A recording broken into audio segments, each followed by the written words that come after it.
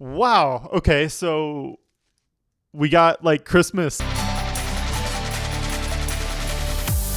Hey everyone, welcome back. For those of you who are new here, my name is Jacob Williams. I am a professional music producer and composer. Today, we're going to be doing something sort of just spontaneous. I felt like given the given the response to some of the album reactions that I've been doing lately, I wanted to kind of change things up a little bit, do something a little smaller, easier to consume, but I didn't want you guys waiting too long for me to check something out. So today we're going to be checking out Magdalena Bay, Killshot. I figured before we go diving into Imaginal Disc, because I do really want to check that album out. It is calling my name. You guys have all hyped it up so much in the comment sections across multiple videos now. I really want to check it out, but I feel like to kind of warm us up and to get us slowly into this group.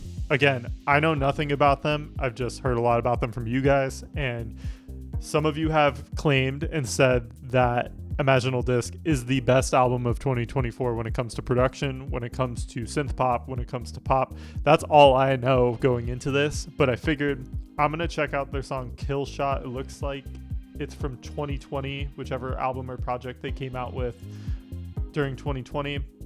I really want to check this out. It looks like it's arguably their most popular song next to the slowed and reverb version of it. Like always, I'm going to be pausing along the way to sort of dissect what I'm hearing in live time. So just as a quick disclaimer, that is what I do here. That's how I enjoy sort of picking apart music and sort of talking about it on the fly. I'm really excited to check this out. Let's go ahead and jump right into it. Thank you guys again. Let's check out Killshot. Okay. It's got some sort of funk to it already. Oh.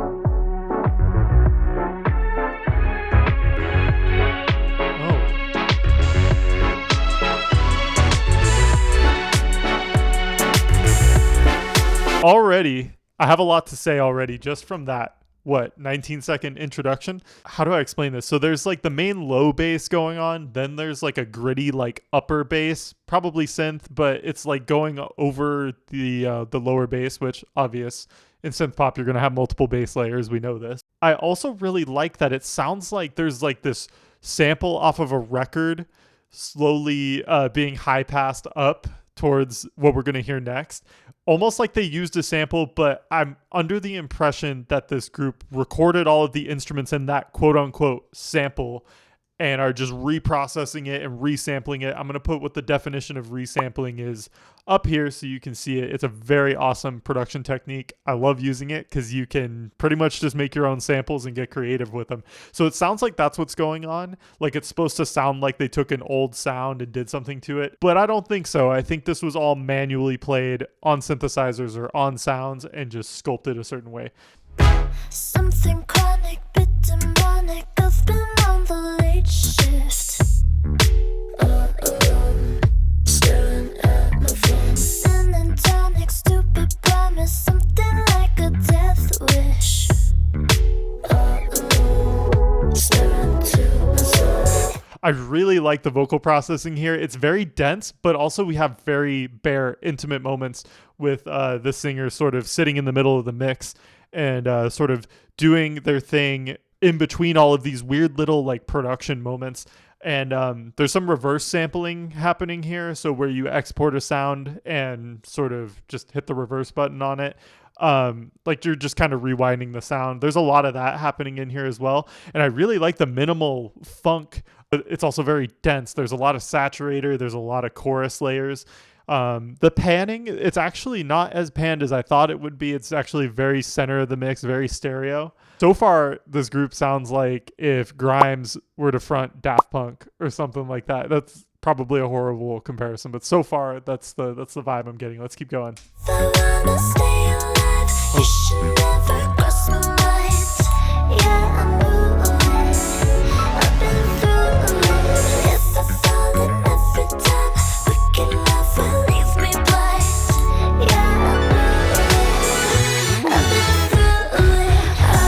Wow. Okay, so we got like Christmas celestas in the mix. I am such a sucker for that instrument. It's very popular in Christmas music. It's essentially like a high keyboard instrument. Probably know it from the song. I think it's the Nutcracker or some sort of like Christmas waltz. I'm just going to pop it up on the screen. That was a cool little addition because it sort of made the song feel a little more theatrical, kind of leaning into the like acknowledgement of old-timey sort of disco or funk type of stuff. But also it's kind of being its own thing. God, can you make my heart stop? Hit me with your kill shot, baby. I mean it's so serious. God, can you make my heart stop? Honey, with your kill shot, baby.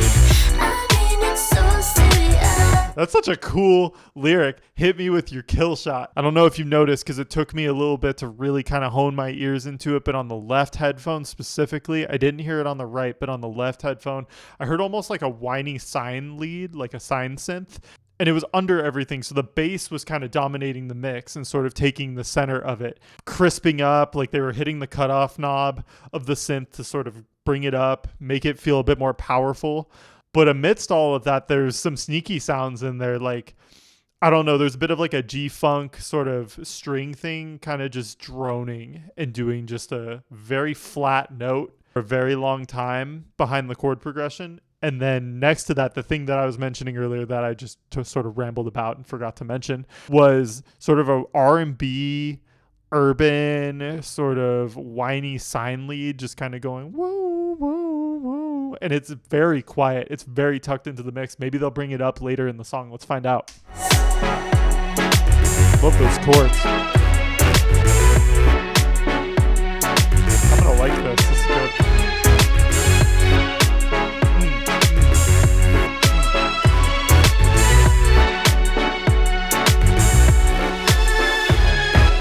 Those strings coming in, I think that's the old-timey sample from the beginning. I'll probably rediscover it when I edit this later, but that feels like the sort of like wavy resampled bit. And now that I'm hearing it again, I don't know if it's a sample or not. Maybe one of you in the comments can let me know. It's so hard to to try to decipher that. Either way, it sounds really cool. I also like the way that it sort of tremolos, that it kind of cuts and sort of waves around the beat. That's really cool. This is making me really excited to check out the album. Misadventure, something like a death kiss. Growing cold under your control. Knowing better. Is that a phone noise that's going boo, phone sound effect that I'm hearing, like dial up or something? Or is that like a sort of formanty like synth lead? Maybe I'll never know. Let's keep going. Pleasure, got me feeling breathless. Growing cold. Oh, that sounds so cool. Let me go. If I wanna stay alive, you should never cross my mind. Yeah, I know. I've been through a lot. All right, so that's our second pre-chorus. One thing I was going to mention in the other one when I first started talking about our friend the Celesta.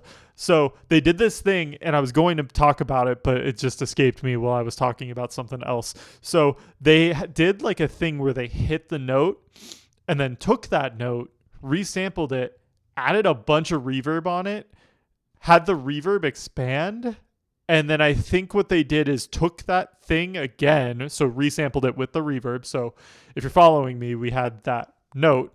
So that's thing number one. Thing number two is we had that note with a bunch of reverb on it, a bunch of echo. And then they took thing two, made thing three with it, and then with thing three, they reversed it. So it sucks back up into the next beat drop that's about to happen. Darling, every time we can laugh and leave me blind.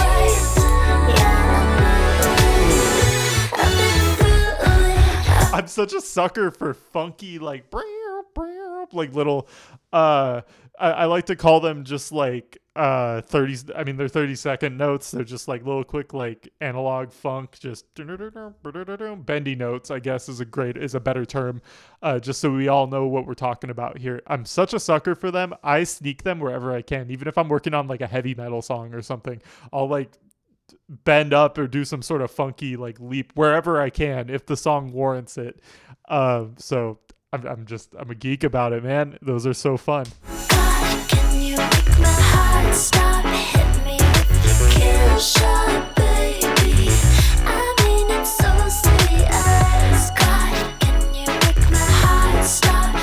they say, I mean, it's sorcery? Is that the lyric right there? I mean, I guess I can just look at it. I mean, it's so serious. Okay.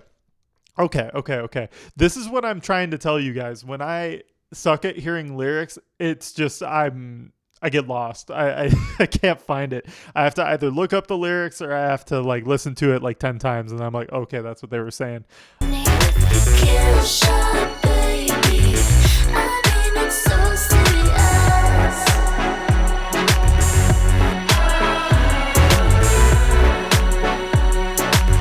I mean, it's so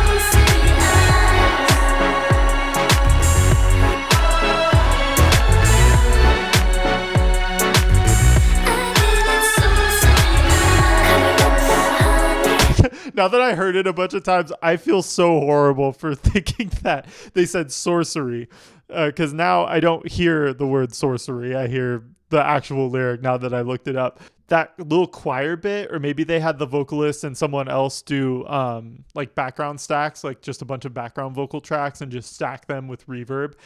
It sounds like they put a similar processing on it to how they do the oldies sample, or like the sort of classical sample that they did at the beginning. Sounds like there's a lot of that going on. It sounds like there's a lot of tucking layers in, putting big reverb stacks on it, and then just letting the reverb get eaten up by filters and by sort of tremolo effects or guitar pedals. There's all kinds of ways to do it, but I'm always here for it because I love experimentation. sweeter than my ever.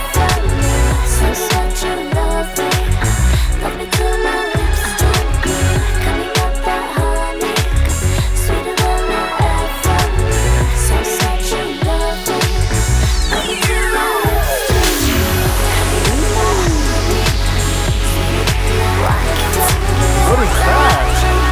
Hold on.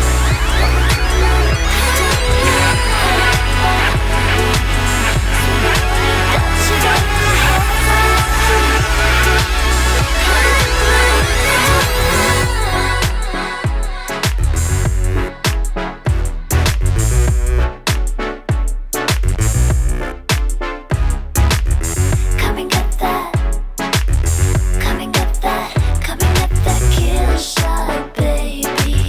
I mean, it's so serious. What have you all done? This song is amazing. So I now understand why this group was recommended to me so much.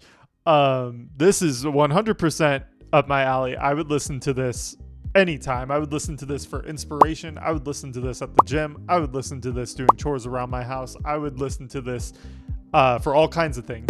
And the reason why I say that is it kind of has a nice perfect mix of texture, production. I mean, that bass, the bass layers they put into that main bass synth that's being used throughout the whole song.